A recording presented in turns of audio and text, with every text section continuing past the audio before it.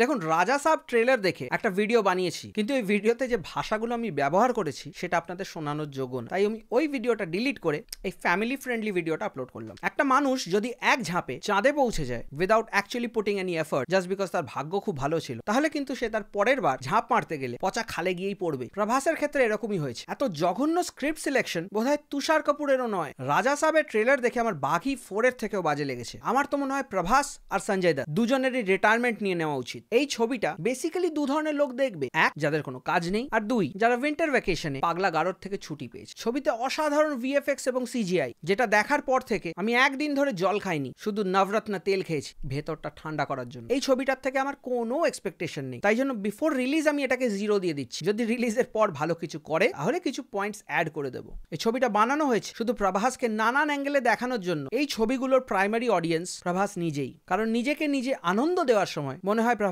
এই ভিডিওগুলোই দেখে। যাই হোক, আমি একদমই এক্সাইটেড নই এই ফিল্মটা নিয়ে।